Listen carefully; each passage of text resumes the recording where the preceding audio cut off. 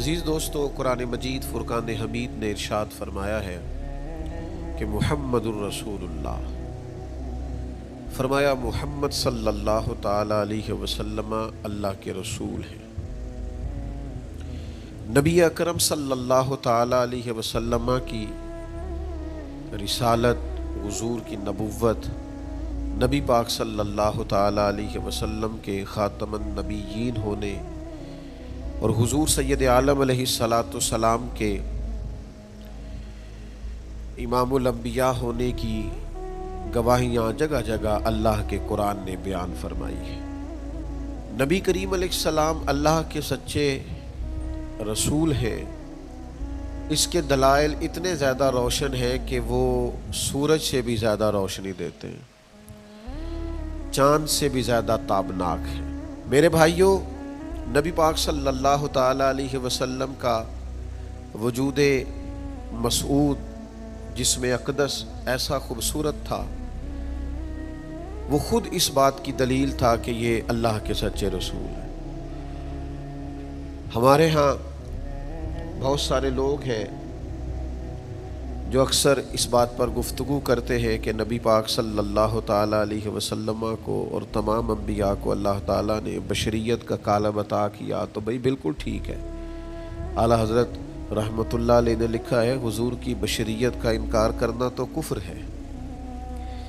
نبی پاک علیہ الصلوۃ والسلام بشر ہے، یعنی آپ اس بات پر ذرا غور فرمائیں، اندازہ کریں کہ حضرت انس بن مالک رضی اللہ تعالیٰ عنہ فرماتے، حضور کسی رستے سے گزر جاتے تھے نا، تو جو بعد میں آتا تھا اسے خوشبو اتنی آتی تھی کہ پتہ چل جاتا تھا یہاں سے اللہ کے رسول گزر کے گئے۔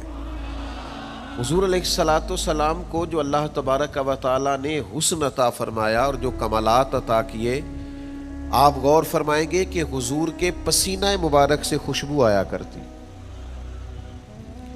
اللہ کے رسول ہیں، اس پر اگر آپ دلائل دیکھیں، معجزات دیکھیں، کمالات دیکھیں، فضائل دیکھیں، شمائل دیکھیں تو انسان دنگ رہ جاتا۔ حضور کے مقدس پسینے سے خوشبو مہکا کرتی اور گلیاں اور بازار اس سے مہک اٹھتے۔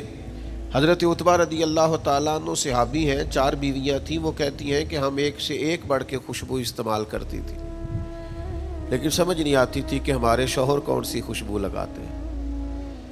ہم باوجود کوشش کے، باوجود ہمت کے اور باوجود تجسس کے وہ خوشبو نہیں پاتی تھی۔ تو ایک دن ہم چاروں نے فیصلہ کیا کہ ان سے پوچھ ہی نہ لیں وہ کون سی خوشبو لگاتے ہیں۔ تو ہم نے پوچھا کہ بتائیے، تو کہنے لگے میں نے تو کبھی لگائی نہیں۔ تو ہم نے کہا بھئی آپ ایسے ہی تو دعویٰ نہ کیجئے، ہم نے پوری جد و جہد کر لی، اور پھر عورتوں کا چیزوں کو تلاش کرنا یہ تھوڑا انفرادی بھی ہوتا ہے، ہمیں وہ رنگ نہیں ملا خوشبو کا، وہ انداز جو آپ کا ہے۔ تو فرمانے لگے اصل بات یہ ہے کہ میرے کمر پر کچھ تکلیف ہو گئی تھی، کچھ ایسی چیزیں ابھر آئی تھی جو تکلیف کا باعث تھی، تو میں پھر حاضر ہوا رسول پاک کی بارگاہ میں۔ تو نبی کریم علیہ السلام نے فرمایا کرتا ہٹائیے گا، تو میں نے کچھ کرتا ہٹایا تو کریم نے دست مبارک پھیرا، بس ظلمت کو ان کے نور نے کافور کر دیا، جس پر پڑی نظر اسے بھی نور کر دیا۔ تو محمد صلی اللہ تعالی علیہ وسلم اللہ کے رسول ہیں، اس پر اتنے دلائل ہیں، یہ اتنا آفتاب سے روشن مسئلہ کہ یعنی آپ شمار کرتے جائیں، آپ گنتے جائیں، آپ سیرت کو پڑھتے جائیں، آپ فضائل کو پڑھتے جائیں، کمالات کو پڑھتے جائیں، تو مرحوم اعظم چشتی کا ایک جملہ اتنا فٹ آتا ہے کہ یہ سارا مضمون اس میں سمٹ جاتا ہے۔ وہ کہتے ہیں تیری حیات پاک کا ہر لمحہ پیمبر لگے، یعنی لمحہ لمحہ بتاتا ہے کہ آپ اللہ کے سچے رسول ہیں، ایک ایک گزرنے والی گھڑی بتاتی ہے کہ آپ اللہ کے سچے رسول ہیں۔ حضور کا مسکرانا بھی بتاتا ہے کہ سچے رسول ہیں، نبی پاک علیہ السلام کا دیکھنا بھی بتاتا ہے کہ حضور اللہ کے سچے رسول ہیں۔ حضور تو کسی پر جلال بھی کر دینا تو بھی پتہ چلتا ہے اللہ کے سچے رسول ہیں۔ یعنی حضور علیہ الصلوۃ والسلام کھانا تناول فرمائیں یا آرام فرمائیں، آپ ذرا یہ انوکھا پن ملاحظہ فرمائیے گا، یہ انداز ذرا دیکھیے گا کہ ایک صحابی نے آ کے عرض کی یا رسول اللہ صلی اللہ تعالیٰ علیہ وسلم میری بیٹی کی شادی ہے تو خوشبو کی بڑی ضرورت ہے، تو مہربانی فرمائیں کرم نوازی کریں۔ عرب شریف کے اندر خوشبو بڑی مہنگی ہوتی تھی، آج بھی وہاں خوشبو بڑی مہنگی ہے اور خوشبو کا استعمال بھی بہت زیادہ ہے۔ تو اس صحابی نے آ کے عرض کی یا رسول اللہ صلی اللہ تعالیٰ علیہ وسلم خوشبو مل جائے، میری بیٹی کی شادی ہے۔ تو حضور علیہ السلام نے فرمایا ایک لکڑی لے آؤ اور ایک بوتل ایک شیشی لے آؤ۔ وہ لے کے آئے تو محبوب نے نا لکڑی کے ساتھ اپنا پسینہ تیری حیات پاک کا ہر لمحہ پیمبر لگے، حضور نے وہ پسینہ مبارک اتار کے اس شیشی میں ڈال دیا، فرمایا جا جا کے استعمال کر، اللہ تبارک و تعالیٰ بہترین خوشبو عطا کرے گا۔ حضور علیہ السلام کا سارا وجود نور، یعنی ہمارے ہاں کسی آدمی کے منہ سے تھوک نکلے یا لعاب نکلے تو لوگ اس سے گھن محسوس کرتے ہیں، جگہ جگہ لکھا ہوتا ہے تھوکنا منع ہے، لیکن نبی کریم اگر لعاب دہن لگا دینا مولا علی کی آنکھوں پر تو شیر خدا فرماتے ہیں مجھے پہلے سے بھی زیادہ بہترین نظر آنا شروع ہو جاتا ہے۔ اللہ کے محبوب صلی اللہ تعالیٰ علیہ وآلہ وسلم کے پورے وجود نور کو جیسے جیسے دیکھتے جائیں محسوس ہوتا ہے کہ تیری حیات پاک کا ہر لمحہ پیمبر لگے۔ حضرت عبداللہ ابن سلام رضی اللہ تعالیٰ عنہ فرماتے میں گفتگو کرنے آیا تھا، حضور علیہ السلام کے دین کے بارے میں کچھ معلومات کرنے آیا تھا، اور میں تورات کو پڑھنے والا تھا، اہل یہود کے علماء میں سے آپ کا شمار ہوتا تھا، اپنے کچھ لوگوں کے ساتھ آئے۔ فرماتے ہیں نبی کریم صلی اللہ تعالیٰ علیہ وسلم اونٹنی پر تشریف فرما تھے اور صلہ رحمی کے متعلق کچھ گفتگو کر رہے تھے۔ میں نے حضور کی گفتگو سنی۔ محبوب کا لباس مبارک مہنگا نہیں ہوتا تھا پر نہایت ہی اجلا ہوتا تھا، نہایت سادہ ہوتا تھا، نہایت باکمال ہوتا تھا۔ فرماتے میں نے اونٹ پر بیٹھے ہوئے محبوب کے لباس کا، بات کرنے کا، نفاست کا، ہاتھ اٹھانے کا وہ انداز دیکھا، اور جھکی جھکی نظریں اور معصوم لہجہ اور گفتگو میں سلاست اور روانی اور ٹھہرے ٹھہرے جملے اور لفظوں کا وہ ایک خوبصورت ریدھم۔ فرماتے ہیں وہ سارے انداز میں نے دیکھے تو میں جو بات کرنے آیا تھا مجھے بھول ہی گئی، لباں تے موہراں لگیاں، بولن دی جاچ ہی بھول گئی، ایتھے زباناں تائیں کھولن دی جاچ بھول گئی۔ فرماتے ہیں میں کوئی بات ہی نہ کر سکا، جیسے ہی محبوب کے قریب گیا میں نے فوراً عرض کیا مجھے کلمہ پڑھا دے، میں مسلمان ہونا چاہتا ہوں۔ یہ آج جو لوگوں کی طبیعتیں الجھ سی گئی ہیں نا، آج یہ جو بے شمار باتیں، بے شمار گفتگو، سوشل میڈیا کا بے دریغ اور بے ہنگم استعمال اور ذہن کو ہر وقت تھکائے رکھنا اور طبیعت کو ہر وقت اوور تھنکنگ کرتے کرتے اپنے آپ کو پریشان کر دینا، یہ جو ساری بے چینی ہے، یہ جو سارا اضطراب ہے، یہ جو ساری ہماری طبیعتیں الجھ سی گئی ہیں، ہر آدمی کو دوسرا دشمن نظر آتا ہے اور ہر ایک کو دوسرا اپنا مخالف دکھائی دیتا ہے، اور معاشرے کے اندر بسنے والا ہر آدمی لالچی دکھائی دیتا ہے، محسوس ہوتا ہے سارے شہرت کے لیے لگے ہوئے ہیں، سارے اقتدار کی جنگ لڑ رہے ہیں۔ یہ جو ہماری ساری بدگمانیاں ہیں اس کی بنیادی وجہ یہ ہے کہ ہم ادھر ادھر تو کھل کے دیکھتے ہیں، اپنے محبوب کی بارگاہ کی طرف نہیں دیکھتے۔ ہم جب حضور علیہ السلام کی پرکیف شخصیت کو دیکھیں گے، فضائل دیکھیں گے، کمالات دیکھیں گے، معجزات دیکھیں گے، نعت پاک کی طرف توجہ کریں گے، اخلاق عالیہ کو دیکھیں گے، حسن کردار کو دیکھیں گے، دنیا میں وہ لوگ بڑے عظیم ہوتے ہیں جو نبی پاک علیہ السلام کی محبت میں پوری طرح محو ہو جاتے ہیں۔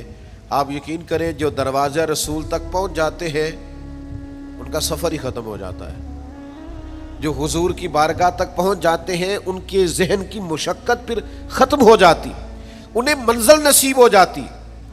وہ لوگ اس طرح کے ہو جاتے ہیں کہ اب زندگی میں ایک ٹھہراؤ آ گیا، اب سکون نصیب ہو گیا، اب اطمینان قلبی مل گیا، اب مقصود ہاتھ آ گیا ہے، منزل مل گئی ہے۔ نوجوانوں بہت زیادہ نہ الجھا کرو یار، بہت زیادہ پریشان نہ ہوا کرو، جب دل بڑا گھبرا جائے نا تو اپنے نبی پاک کی سیرت کو پڑھا کرو، حضور کے احوال شریفہ کا مطالعہ کیا کرو، ان کے حسن کی بات دیکھا کرو، جمال کی بات دیکھا کرو، کمال کی بات دیکھا کرو، محبوب کے بانٹنے کا انداز دیکھا کرو، نوازنے کا انداز دیکھا کرو، نبی پاک کا دشمنوں کو معاف کرنے کا رنگ دیکھا کرو، حضور کا عطا کر دینے کا انداز دیکھا کرو۔ معاشرے میں، سوسائٹی میں ہر طرف بے راہ روی ہے، سارے دشمن ہیں، لیکن محبوب تبلیغ بھی اطمینان سے کرتے ہیں، ان کو دعوت توحید بھی مطمئن ہو کے دیتے ہیں، اور جب ان کے لیے دعا کرتے ہیں تو پھر بھی پوری دل جمی کے ساتھ دعا کرتے ہیں۔ یہ خاص ٹھہراؤ آپ کو حضور کی بارگاہ تک جانے میں ملے گا۔ ہم نا رسمی سی محفل کرتے ہیں، رسمی سا میلاد، رسمی سا معراج، رسمی سی سیرت، رسمی سی باتیں، وہ جو خاص ایک کیفیت ہوتی ہے نا امتی کی پوری طرح محبوب کے قدموں سے جڑ جانا، یہ والہانہ پن کبھی ملے نا، والہانہ پن، یعنی حضرت طلحہ بن برار رضی اللہ تعالیٰ عنہ کی نبی کریم سے ملاقات ہوئی، حضور سے ملے اچانک، اور دوڑ کے جا کے نا تو نبی پاک کے قدموں سے لپٹ گئے،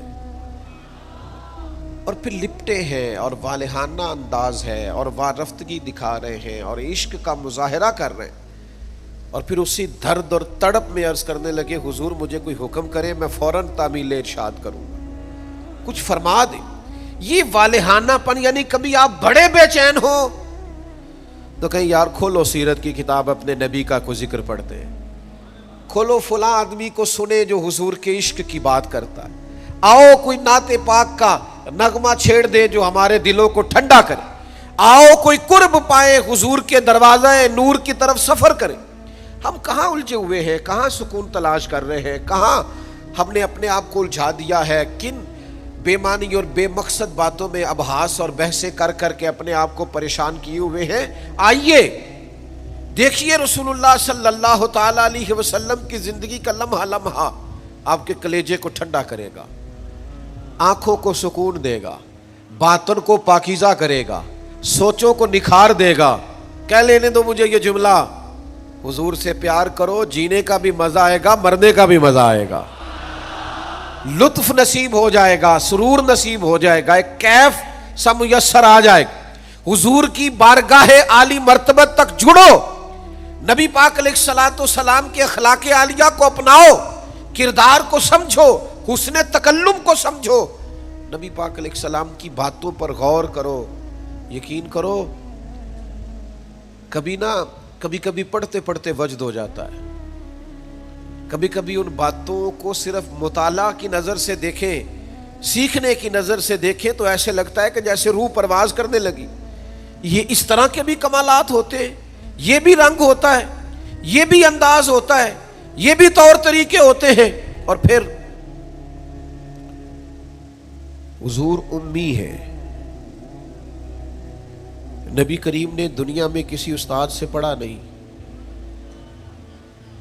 حضور سید عالم صلی اللہ تعالی علیہ وآلہ وسلم کسی مکتب میں نہیں گئے، حضور نے کسی مدرسے سے تعلیم نہیں پائی، لیکن جب حضور بات کرتے نا، جب محبوب حکمت کے موتی رولتے نا، جب نبی پاک علیہ الصلوۃ والسلام کوئی کلام کرتے نا، آپ یقین کریں ایسا انوکھا پن، ایسا نرالا فیصلہ، ایسی حکمت اور دانائی سے بھری ہوئی بات، یعنی جو فلسفیوں سے کھل نہ سکی اور نکتہ وروں سے حل نہ ہوئی، وہ بات ایک طیبہ والے نے بتلا دی چند اشاروں سے۔ حضور دو چار اشارے کرتے اور عقدے کھل جاتے۔ ایسی دانائی والی بات، ایسی قیمتی بات، ایسی انوکھی بات محبوب بیان کرتے۔ حضرت سعد بن عبادہ رضی اللہ تعالیٰ عنہ کے پاس نا فتح مکہ کے موقع پر جھنڈا تھا، وہ علم بردار تھے، جن کے پاس جھنڈا ہوتا تھا وہ آدمی سب سے آگے آگے ہوتا تھا۔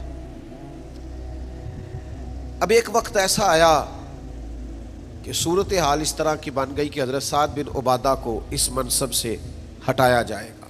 بڑا مشکل فیصلہ ہے، انہوں نے کوئی ایسی معاذ اللہ غلطی بھی نہیں کی، لیکن حالات ایسے آ گئے ہیں کہ جناب سعد بن عبادہ کو ہٹانا پڑے گا، ان سے جھنڈا لیا جائے گا۔ صحابہ بڑے پریشان ہیں کہ حساس آدمی ہے، ان کی خدمات بہت زیادہ ہیں، کس طرح ان کو ہٹائیں گے، کیا کریں گے؟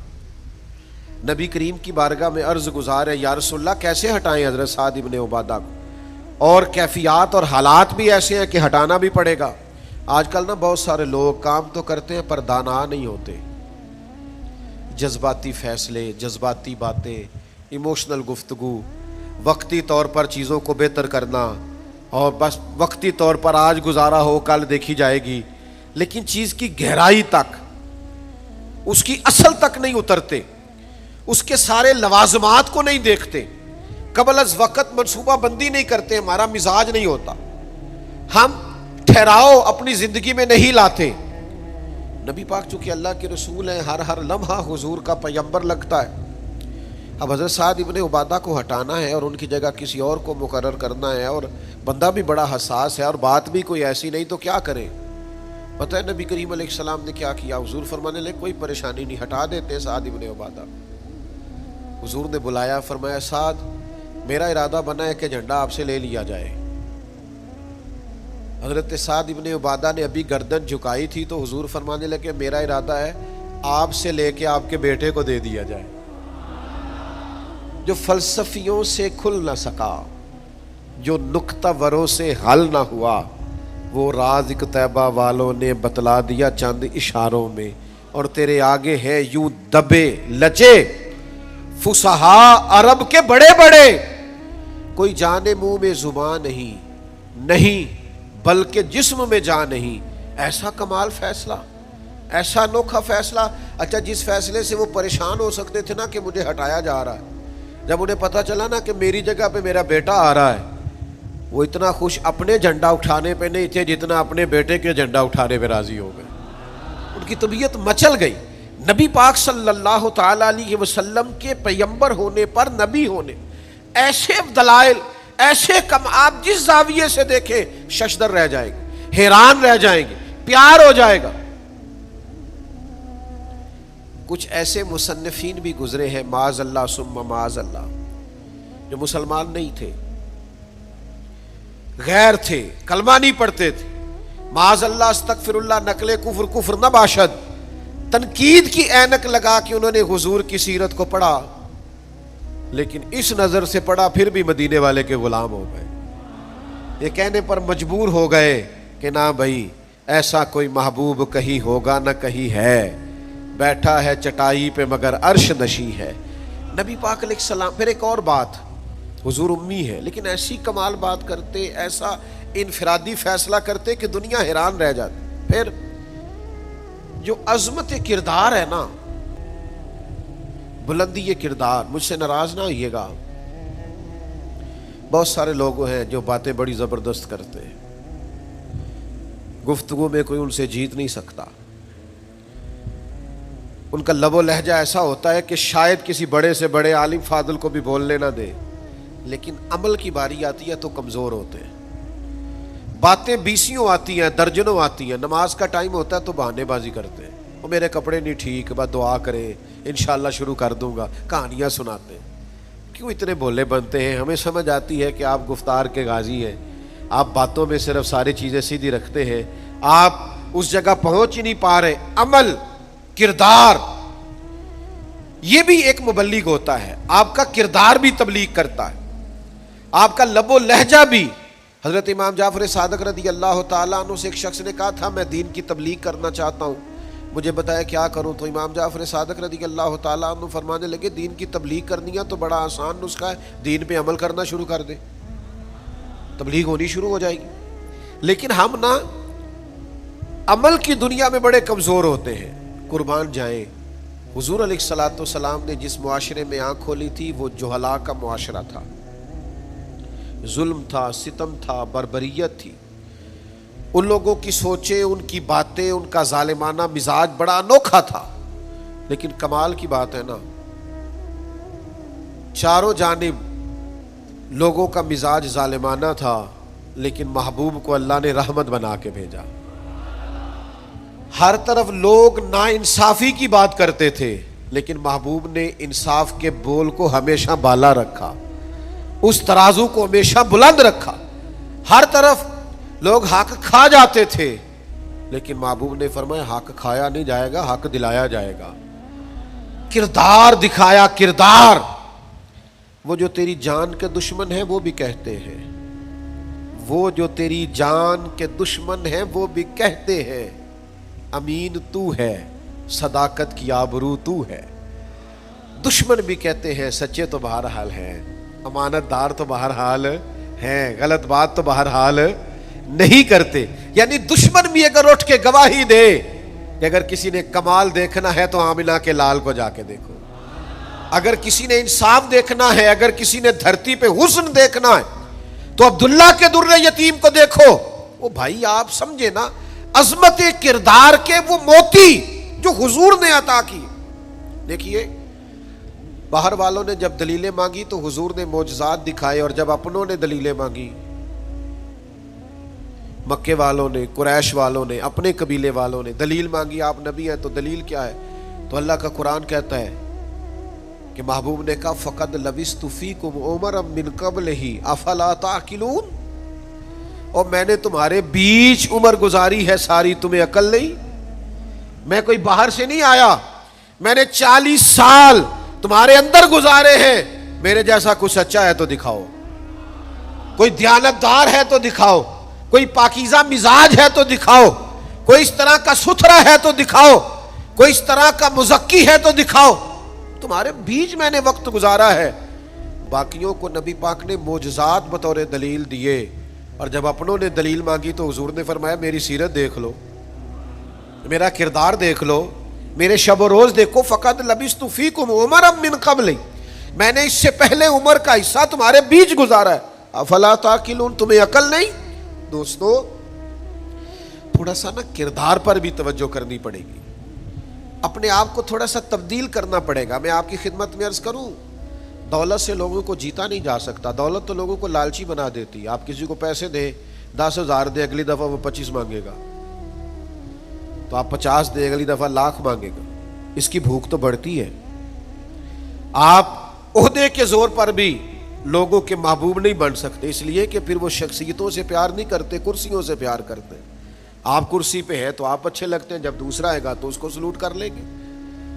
نبی پاک علیہ السلام نے فرمایا اگر تم کسی شخص کو قائل کر سکتے ہو اور اس سے محبت بڑھا سکتے ہو تو ایک ہی صورت ہے، اور وہ تمہارا حسن اخلاق ہے۔